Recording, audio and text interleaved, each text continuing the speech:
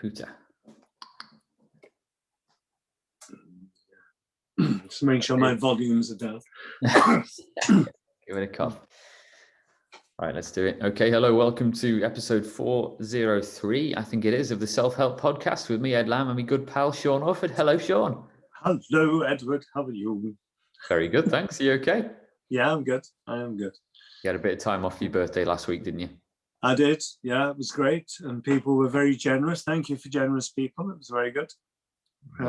Did people leave you alone? Did Planet Earth kind of let you switch off? A little bit. I did have a few people, I've come back to a lot of stuff, put it that way. But we're getting there, it's fine. Yeah, I'm going to say, when people need help, they need help, don't they? It's like the emergency services can't switch off for a while, can they? So you're there if people need you, right? Yeah. I used to have to do like suicide watch at Christmas, which was always a tough time. And then get to the point where I could share that with other people, because when you're doing those kinds of services, you can't say, "Oh, I'm on holiday now," because it doesn't work like that. Yeah. There you go. All right, cool. Well, it's good to see you. We're back. We're still on the course, aren't we? We're coming on to step 6 or chapter 6 about relationships today, right? Yeah, it's in the book. If you're reading the book, it's entitled "The Allowing," like it's the law of allowing, and that's the fundamental of relationships. That's what we're looking at. Yeah. So a reminder to everyone: we're giving away the book each chapter. Each week of the course. So if you go to liveinthepresent.co.uk and search for 399, I think was the first in this series, maybe 398. You'll find the introduction. Chapter 1. We'll come on to that sec. But how are you doing? Is life okay then? He's I know in the UK we're everyone's getting very excited now about schools going back and everything. I don't want to sound negative, but it kind of worries me when people are rushing out and booking holidays and I'm thinking I don't know. I hope that we can go on holidays, but I'm just aware of the fact that many of the European countries that we would go to visit are far behind in their vaccination strategies than we are.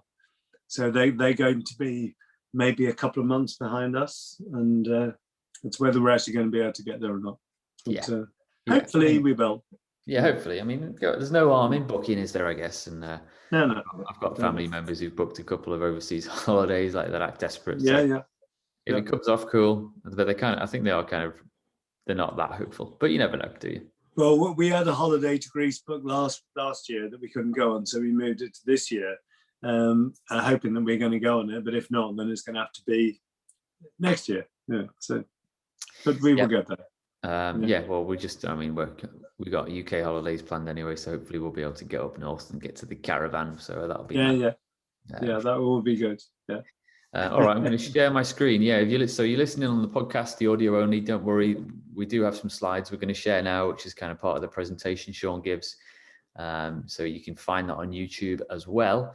But don't worry if you're just listening with your headphones on, you'll still be able to follow along just fine. But the recommendation is that you download the chapter and you read the chapter so that it all begins to make sense.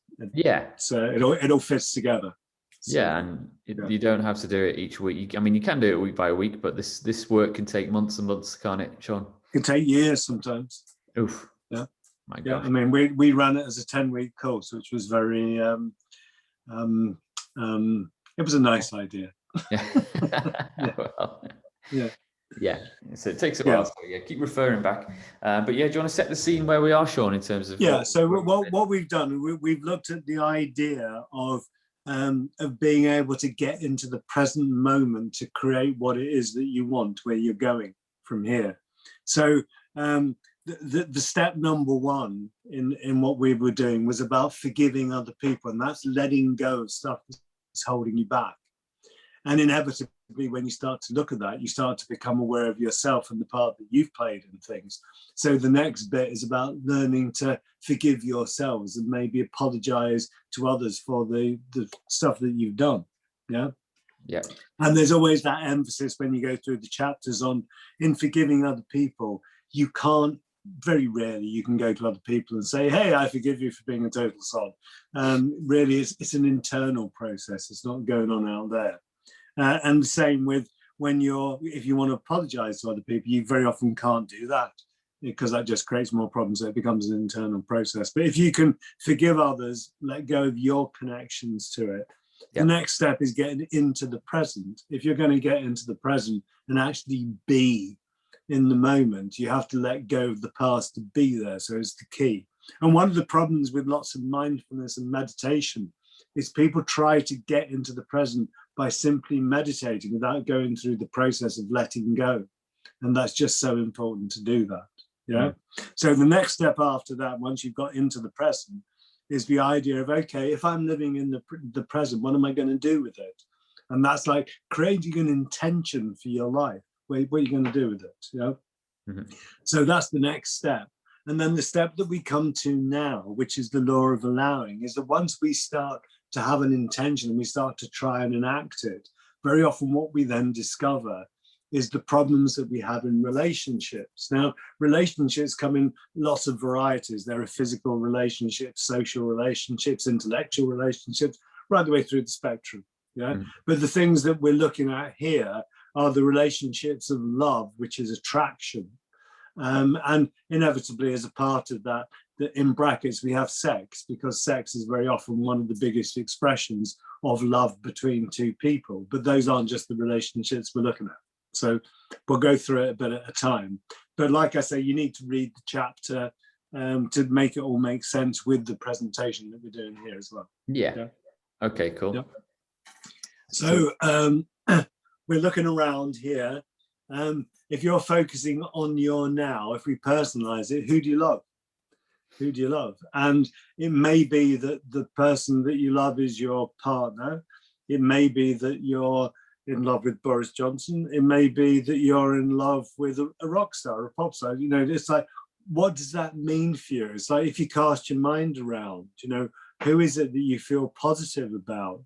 But then who do you feel negative about? Yeah, and if you feel negative about people, if you sit there, close your eyes, and there's people that come up and make you feel like they make you grit your teeth and you feel negative, that's when you have to go back to step one and start letting it go. Yeah, because these things are, okay, if we've been through that process, we're into the present, we're going to create something with it. Very often as we start to do this is the test. And sometimes we have to go back to the other steps to kind of redo them and check them out. So it's not unusual for people to kind of start getting to this stage and then realizing that they need to go back to rewind a little bit. Yeah, quite common, because you're starting to actually put stuff into practice, and that raises your problems, you know, which is something that we look at, like the creative processes that we go through. Yeah. Okay. Very often. Sorry. Go on. Yeah, we have relationships, all of us, don't we, of many different kinds, whether it's the people we work with or we live with, or, you know, our friends and family that we might see every week or two, or a little bit longer at the moment. And they're all a readout of what we've been doing, right? Yeah. And the thing is that we attract people to us that are of like mind, like birds of a feather stick together. Yeah. And if you look at the people around you, like your friendship group and stuff like that, or the people that you work with, they're telling you something about you because you were attracted to that, you know. So when you're at the dinner party and you're listening to all these people, you know, talking and doing things, what are you actually listening to? Are you listening to people that are being amazingly positive and having a really good time, and isn't it fabulous and wonderful? Or are you listening to people that are miserable, moaning, you know, what's going on? Because that's going to tell you a lot about who you are. Why are you with these people? Yeah.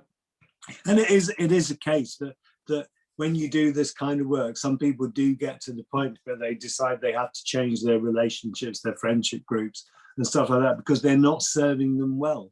You know, they're just having, you know, more and more negativity, you know, which doesn't help. Yeah. That kind of thing. Yeah. So one things we look at in the course is the idea that there are two fundamental forces in the universe. One is attraction and one is repulsion. We're either being pulled towards things or pushed away from things. Now, those two forces, when we look at them emotionally, love is the force of attraction and hatred is the force of repulsion. Mm. Yeah. And if we're trying to create a world where we're working together and we have this unified energy, you can't focus on the hate, because you just create more and more distance. Yeah. And if you look at anything, whether it's prejudice, whatever it is, the more you get into it, the more people come apart. Yeah. The more we get into the idea of love and looking after each other, the more people come together. Yeah. I'm quite deep into the world of Star Wars at the moment with my lads. I've been watching all the Star Wars movies. And all right, amazing. Yeah. Getting onto the Mandalorian now. It's the series on Disney, which is quite good actually. Yeah, I was never really that into Star Wars as a young fella, but I can see the attraction, shall we say? But yeah, within that, there's the Force, there's the dark side, and there's the light side, isn't there, and what have you? Can we have a world which is purely filled with love, or do we always need repulsion and hate? Well, if you look at the human parable, whether it is the Jesus story, whether it is the Sikh story, whether it is things like Narnia, Lord of the Rings, whether it is Harry Potter, whether it is what you're looking at, or the Game of Thrones even, it's like all those things tell the same story. It's about that battle between the light and the dark, between the good and the evil. It's between these two fundamental forces of attraction and repulsion. And the point would be, if you get into the deep spiritual philosophies, is that the point where those two things balance out, then the phenomenal world ceases to exist. That's the way it would be, that the world only exists because there's this interplay between these two energies going on. Wow. Okay. I mean, yeah, we're into deep philosophy there. Yeah, that'd be interesting. I'm bang into Lord of the Rings as well, and the Tolkien world, and I've actually I've read the Silmarillion, or most of the Silmarillion, which tells more of the history of Middle Earth, and it was thousands of years back in before, stories of Bilbo and Frodo and all that. But I'm not sure what stories exist post Sauron, when the ring gets destroyed at the end of the Lord of the Rings, and when Aragorn returns to the throne and all that. So I'm not sure if Tolkien spent much time exploring that world where, there was no Sauron and there was no kind of hate in the world, and what. I don't know. I mean, the assumption at the end of those kinds of stories is that, and it all turned into something that was good and right. Isn't it? That kind of thing. Now, whether it is or not is like, okay. Would something of, but I mean, we're all striving for happiness, inverted commas, in our lives, and kind of balance, or not balance, but none of us we all want to be happy, don't we? But does that mean that somewhere in the world? But one of the issues in that is that if the things that make me happy are of benefit to other people, then that's a positive force, isn't it? But if what makes me happy is enslaving other people, then that's not a good thing for them, is it? So it's like the issues of what makes me feel good aren't necessarily the things that make other people feel good. Yeah. So this next section here, what we're looking at is that there's a relationship in all forms of energy. So the bit which is most common here is that if you look at a particle in physics, the smallest part you can get to, it has three components that in quantum physics are known as quarks. So those three quarks, they call them strangest love and charm, were the first names they gave them. If you have less than three, you only have a state of energy. It's only when the three come together that it forms a solid particle. And that's a very relevant thing, because the issue about what we see as matter is actually just a collection of energy. So it's quarks coming together, creating particles. And it's the balance of quarks that changes the different kinds of particles that are the basis of matter. Well, I mean, I'm sure we've all seen under a microscope a picture of a cell, and there's that, when they're scientists are trying to inject something into the cell or take something out of it. It's weird, isn't it? Because it's like the cell is surrounded by something, and then they have to go into the middle of it. There is space around everything, isn't there? And it's strange. But there's space inside a particle. That's the weird thing. And if you were to get a human body and you were to take the space out, so that the physical bits of matter was all that was left, it would be like a little pile of dust on the floor. because the majority of what a human being is made out of is space. The majority of what matter is made out of space. But that's a really weird thing to get your head around. You know, getting into quantum physics is a good fun thing to do. Yeah, well, people, if you zoom out far enough on your microscope and look through a telescope, you'll see space, won't you? In actual outer space, and there's all the gap, the mad, incredible distances between planets and suns and solar systems and galaxies. It's just, I mean, we're getting a bit, well, there's a few slides here of some crazy concepts, but yeah, the universe is a funny old thing, isn't it? Yeah. So in the energy which is described in Ayurveda, it would say that in any attitude or any way of being has the same three components as in the scientists in quantum physics have discovered. But in the Ayurvedic world, those three energies, they're in the doshas, they're called Vata, Pitta, and Kapha. And those are how tissue is made. In the psychological world of Ayurveda and Samkhya, two philosophies, these three components are known as Sataguna, Rajguna, and Tamaguna, which is the directive force is Sataguna, and the energy force is Rajguna, and the inert force is Tamaguna. But the easiest way for us to understand that with the Western mind is cognition, affection, and behavior. That's what you say in psychology. You could just say thinking, feeling, and doing. There's those three components. Now, if you look at anything that has those three components in it, and that's something that is really useful to play with. And if you read the chapter, it goes into it and explains it a lot more. But you can always email me if you want to talk about it. It's an interesting place to be. Yeah. Isn't there a film called Down the Rabbit Hole or something like that, where this stuff? Yeah. There's an amazing set of. In fact, I have them just here. I can just lean over and get them.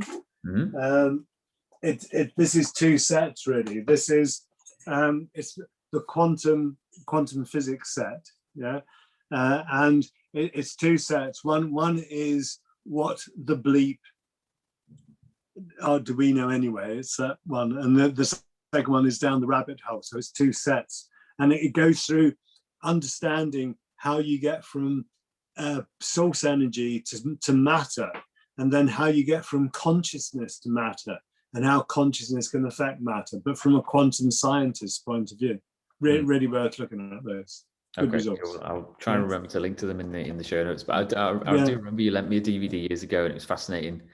Yeah, they'd be good to play to the kids actually, because a lot of it is in cartoon form to make it easier to understand. Yeah. I mean, you explained it in terms of Ayurvedic stuff and kind of Eastern. Yeah. But this is starting to link up more now with kind of Western science and physics. Yeah. Quantum physics. When you listen to quantum physicists talking, they sound like the gurus of old. Talking about, they're using different words to describe the same kinds of things. It's a really weird thing to listen to, but it's amazing. Yeah. So in that, just flip back to that slide you just flipped by. Let's just grab that. One of the things that's important was, I was using the example, was that if in a particle, the nucleus, the center of it, was the size of a football, then the electron field around it could be like 30 miles away. That's the kind of space that we're talking about in an atom. Yeah.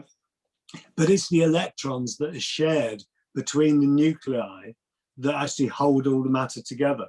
And it's the energy that holds matter together. That's the bit that's important. Yeah. Well, let's bring everyone back to the room then and link this into relationships and the law of attraction.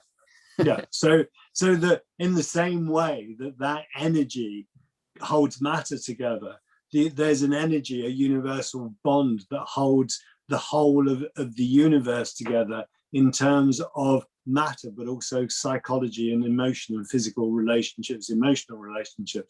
And one of the things is that energy is so powerful that when it's pulled apart, the explosion is huge. We know what a nuclear bomb looks like, and the destruction, because you're putting apart one atom.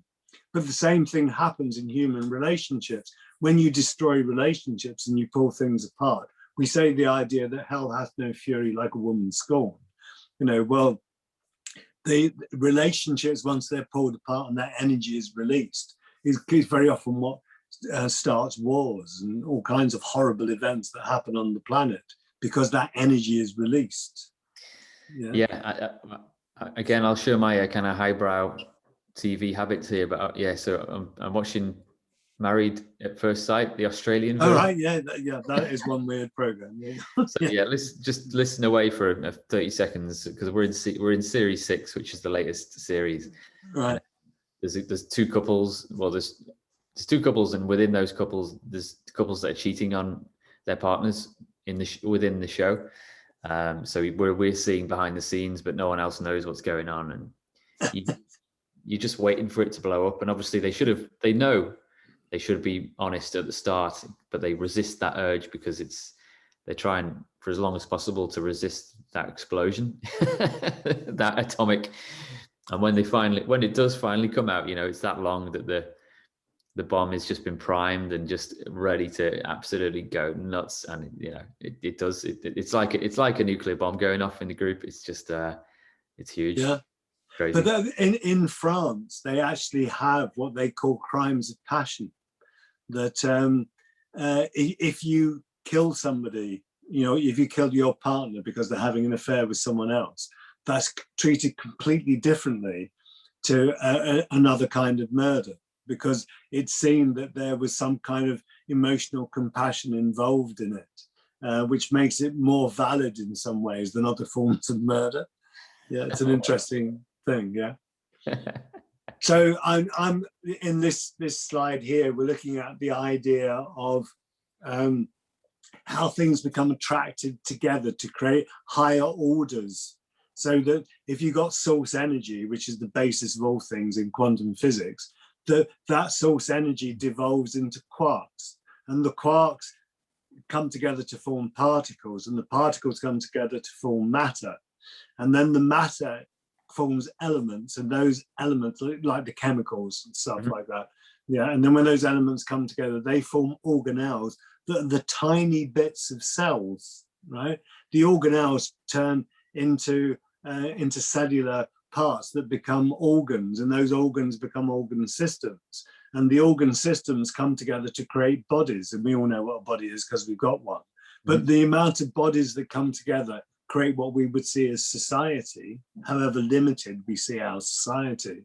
And then beyond that, the societies all come together to create the human race. Now, if we're all working together and all is one and we're all looking after each other, it's an amazing, beautiful thing. It can all become one. If we're not, then it just breaks down into further and further components. It's just bits. Yeah, I guess bringing it back to where we are at the moment on planet Earth, as crazy and as terrible as the situation is, I mean, it's affected pretty much every corner of the planet, hasn't it? It's shown. There are signs, and there's been some nasty stuff along the way as well, and we'll probably do a bit more. But there have been really positive signs of how well the whole planet is kind of pulled together, or at least attempted to. And today I saw a news flash come down that was about, I think it was Ghana got its first delivery of vaccine, delivered to them to help them. Again, we're in that system where there is enough vaccine for everybody. If we share it, we can all look after each other. If we don't, then there's going to be vast swathes of humanity that just suffer. Well, I mean, like I say, we are, and there have been more instances where global pandemics have spread rapidly, but I guess at the moment, this one, we're connected technologically by our phones and by our news and TV, and so news can spread so fast, can't it? And we can all, I mean, we can positively impact each other by we have on the whole, I guess we have, it's been a bit up and down, a bit of a steep learning curve, but it has shown how connected we all are, isn't it? And that's really, really powerful thing. lots of people will try and reject it, but there are many people that will be able to accept it, and that will be a very powerful thing in its own right, which is amazing. Yeah. So okay, from this slide, what we're saying is that everything we now know, everything that exists comes from source energy. In the quantum world, is described as source energy, and we know that the whole of creation comes from source energy. But the thing we know about energy, from all the Einstein's work and all the quantum work, is that energy cannot be created and it can't be destroyed. Energy just is. When the universe first happened, however it happened, that's a whole another set of things, that it is in that state, but the energy can't be created or destroyed. All that happens is it changes form. It's like if you burn a piece of wood, the wood turns into carbon and it turns into ash and all the other elements that then get recycled around. It's a bit like the idea of there's only a certain amount of particles of atoms in the universe, so that when someone's body dies and their body decays, those atoms go off into the universe. And it could be that you and I are composed of bits of Napoleon. We just breathed a bit of a dinosaur, because those are the elements that are around and in there, because they're not created or destroyed, they're just changing form. Yeah. And that is something which is really, really powerful when you start to think about it. The most powerful thing being that in the end we are all one. We're all one energy. And that's my thing. I keep going on about, print on my forehead, if we all look after each other, we're all right. It's such a simple thing to do, and yet we're not bright enough yet to be able to do it. But if we acknowledge that we're all one, that, you are me, then we can look after each other. It's fine. Yeah, I mean, it's hard to argue with it, really. I'm sure someone would try and find a way to argue with it. Maybe politically speaking, there are certain brands of politics that kind of move away from ideas of society and as being like more than individuals. But those things, to me, just take us further towards, it's that repulsive force that pushes things apart. In the end, and this sounds really hippie, doesn't it? But like in the end, all there is love.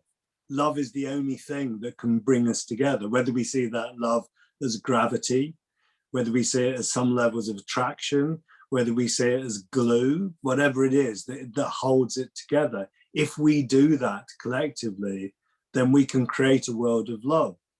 But that means that we have to actually get into what in the chapter when you read it is about the law of allowing. You've got to allow other people to be what they are. People aren't necessarily going to be what you want them to be just because you want them to be it. Yeah, and so as part of this stuff that we're teaching, you're teaching here that, well, first of all, I guess it's trying to teach some form of like compassion, because ultimately, and I think maybe this might be in a slide in a bit, if you're harming someone else via something you've said or done, then you're actually harming yourself. Yeah. And if you look at the concepts of karma is about the consequence of action. That if you do things, there's a consequence. There's either going to be a good consequence or a negative consequence. But in the end, that reflects back on yourself. Yeah. So seeing yourself in others, that's the key, isn't it? It's like, if we're all one thing, you are myself, right? If I hate you or harboring negative thoughts or feelings about you or anyone or anything, I'm actually doing it to myself. And that there's so much evidence of people that hold bitterness and negativity and hate other people have really horrible immune systems, and they can get really tense and get kind of arthritic and have like that's horrible internal physical experiences, because that's what they're manifesting emotionally. Yeah, whereas people that are kind of much looser and forgiving and giving and loving have much looser systems. And that's quite tough, isn't it? Because that means someone says, that means that you're saying that the fact that I've got this horrible illness is my fault, and I'm saying, well, in some ways, yes, it could be, but I'm also saying that maybe it's not the fact that you have an illness, it's what do you learn from the illness, and can you change and get yourself better, because then you've grown and developed. Maybe that's real too. Yeah, but we get into really difficult stuff then, don't we? Yeah. But one of I guess the important punchline in that is that you cannot love yourself if you hold any hatred towards other people. You cannot love yourself if you're holding negativity. Yeah, because you're blocking all those natural energies that are in the love. So what do you do? Because I'm sure we've all, and even you, Sean, I'm just thinking of trying to think of an instance where you've had a whinge about someone before we've come on air, or maybe I've seen no, would I ever whining about politics or something. So what do you do when you start to feel those instincts or of potentially like negative thoughts about someone, or what do you do? What I actually do is when I'm holding a lot of negativity about another person, I do a meditation, which is a meditation of compassionate loving, right? And at the end of the kind of meditation I do, you have something called metta, which is when you're working with the positive energies that you've just been experiencing, and you start to share those out. So what I would do is I would send positive energy, whether you see that as healing or love or whatever, from my heart to the heart of the person that I'm seeing as negative, in the hope that positive energy, if I can connect with them, will create positivity in them. Right. Yeah. Does it work?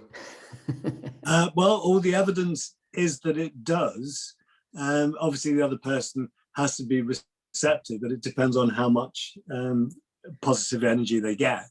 But in the quantum world, if you look at the intention experiment that's a website and a book, then the experiments that they do are showing how you can measure energy leaving one person and arriving at another person at a quantum level, the minute level. So there's this page here now talking about hatred and negativity, and it says when you hate or are negative, it is as though you have taken poison yourself, whilst all the time expecting the poison to damage the object of your hate or negativity. Yeah. The only effect hatred and negativity has is to poison yourself. It is your choice towards self-destruction. Yeah. So if I'm sat there thinking, I hope they die of cancer, I hope they die in pain in an evil way, all I'm doing is damaging myself.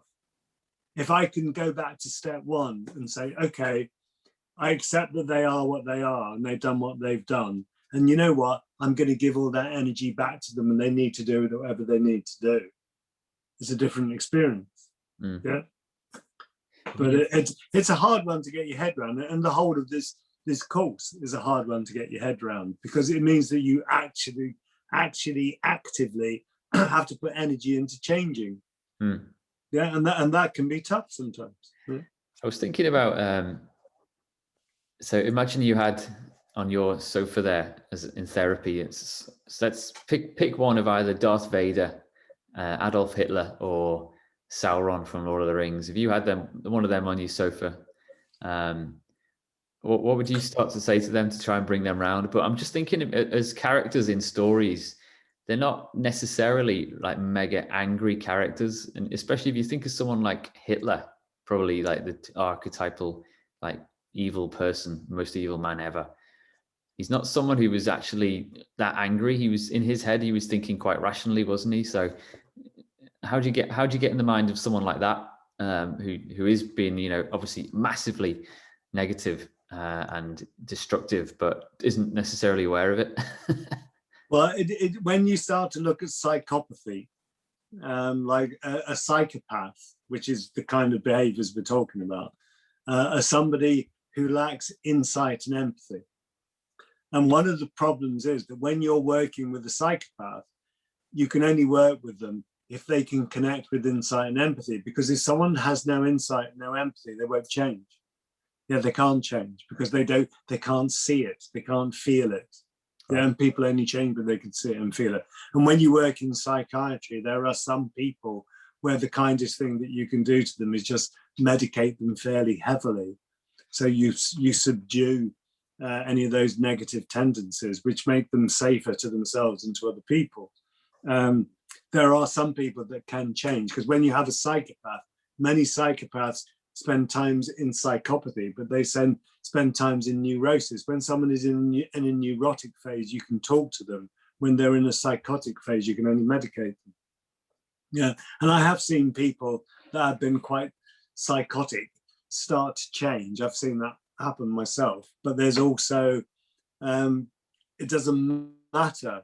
You know, it's that whole thing about you're working with someone in high security forensics or something, and they can't understand what the fuss is about. You know, it's like, yeah, I murdered them. They were a pain in the ass. You know, why shouldn't I? And they don't get it. And you can't actually work with someone like that. You can't do anything to change anything. You know, wow. Because they see it the way that it is. And there aren't that many people that are like that in reality. You know, there's lots of insensitive people on the planet, but there aren't many that are that far up the spectrum. You know, there are millions of us or billions of us out here. Yeah. You know, most people are good people, really. And we could talk a little bit about language as well. I remember this from the course, actually, in terms of being super and hyper aware of some of the specific words you use or shouldn't use. Yeah. Well, the first thing is that when people are talking about themselves, they don't usually say I, they usually use another word. So some people might say us as a collective, you know, us as a group wouldn't have that, would we? You know, and that can come out as a we, you know, we wouldn't do that, would we? You know, yeah, there are the people that say, well, you wouldn't do that, would you? And it's like, when people are using the we or the you, they mean themselves, but they're devolving the responsibility to other people. So if I say, you know, it's not me, it's us, it takes the pressure off me, doesn't it? Yeah. Yeah. And that's a kind of a group identity. If I say you, well, you wouldn't do that, would you? I've just separated it from myself again. I've just disowned it. Whereas if I say I, me, my, and I'm actually owning it, well, I don't agree with that. You know, that doesn't work for me. Yeah, as opposed that doesn't work for us. It doesn't work for you. Yeah, you know what I mean? It's really subtle. And when you get into the good cognitive types, you know, usually up the aristocratic end, people talk about one. Well, one wouldn't do that, would one? Yeah, and all of it is a way of disowning responsibility from what we're saying. I can remember Billy Connolly making a joke about the people that say one, and the man being in bed with his wife and turning to her and saying, one would like to give one. Which made me laugh. Yeah. The other words that I use as examples that are the most destructive words that I ever hear are ought, should, must, and can't. Because if you ought, should, must, or can't do something, you've just written a script for yourself. You know, you're not owning it. Oh, I ought to do that. I should do that. I must do that. You know, do you want to? Yeah. And if someone said to me, well, I can't do that, well, they're right, aren't they? They're just, as soon as they say can't, they've done it. Yeah. So what? But the most destructive word is but. Oh, but. It's a big but. Yeah, because if I say, you know, well, this, that, the other, blah, blah, blah, and someone says, well, yeah, I get what you're saying, but, and as soon as they say but, they've just deleted everything I just said. Yeah, so but is the delete button in your brain. What tricks do we use to start picking this language up? Because we're doing it, we speak, you know, instinctively a lot of the time, don't we? And we're not even aware of half of the stuff. Yeah, but that's the key word. It's the aware, that you have to do enough to become aware of. It's like learning to observe what you think, what you feel, and what you do, and then actually process that. Yeah, and reframe it. I mean, reframing is when you hear yourself say something, you think, oh God, I shouldn't have said that. So you rephrase it, you reframe it in another way. And that could be to another person, or it could be you've just done it to yourself. You know, you just stubbed your toe and you go, oh, you stupid bloody idiot, to yourself. And you can reframe that into, oh, thank you, universe, for giving me this opportunity to learn the lesson, to be more aware. Thank you. Yeah, we're using this word awareness a lot, aren't we? And we've talked a lot about it in the last few weeks. And I guess living in the present, to live in the present is all about awareness, isn't it? So yeah. When you've just kind of, we've rattled this stuff off like it's dead easy, but it's ultimately being aware of everything that we do and conscious of all our decisions is hard work, isn't it? Yeah, but that's like when you sit down to meditate and you want to focus on something, so you're focusing on your breath, and you might get a breath and a half or two breaths, your mind's just wandered off, you know, and then you come back, and then it's like to start off with, it's like wander off, come back, wander off, come back, wander off, come back. And then gradually over time, and this is where you have to do the practice, then you can actually sit for an hour and actually focus without your mind wandering off. It just takes your time, you know? Cool. Yeah. So what's the homework for this week then? Okay, so the homework for this is, let's get into a bit of positive here. So how about you write a love letter, yeah, to the object of your love? Now that might be a partner, it might be your pet, it might be anything, yeah, but acknowledging that positive, attractive force, yeah. In the forgiveness letters, we were writing about the negativity. Well, let's get into some positivity here, yeah. And it may be that the person that you're writing the letter to doesn't actually exist in your awareness. They may be an imaginary ideal person that you're writing to, yeah. But bringing out your desires and focusing clearly, yeah. And this one is the big one, and it's something which is really hard to do. But if you dare to do it, how about you write a love letter to yourself? And actually give yourself some positive feedback, which is like the idea of being able to go and look in the mirror, in the bathroom mirror, look yourself in the eyes and say, I love you. But doing it in a bigger, positive way. When did you last write one to yourself then, Sean? Oh, I do it every morning. I look in the mirror and I go, oh, God, you're a cracker. I do try to reinforce the positive in myself, because it's so easy to have the negative monkey in your head playing games with you, rather than actually feeling positive about who you are, you know. And it's like, it doesn't matter if you're short, tall, fat, thin, you know. Isn't your body an amazing thing? Now, your legs are incredible. They take your bum off the floor all of your life. It's amazing. Yeah. And even if you haven't got any legs, well, you've got arms, you know, you've got a heart, you've got lungs.